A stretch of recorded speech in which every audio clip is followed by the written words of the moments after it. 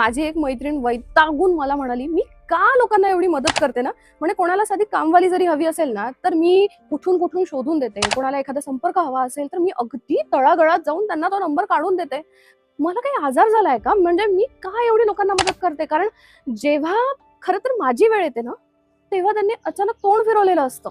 तिच्या आयुष्यातली खरं तर एक गंमत सांगितली, की जेव्हा तिला खरं तर मदतीची वेळ असते, तर तेव्हा तिची मदत करण्यात कोणीही पुढे येत नाही. म्हणजे तिने 10 घरी लावून दिलेली का मग कामवाली का असोना, हळू-हळू हिच्याच घरी लेट यायला सुरुवात करते आणि नंतर कायमची बंद. ही म्हणते, की असं सगळं होऊन सुद्धा मी परत-परत लोकांना मदत करायला पुढे जाते. मला एखादा धडा मिळाल्यावरही मी अशी का वागते? हे सगळं ती खरं तर वैतागून, रडून मला सांगत होती.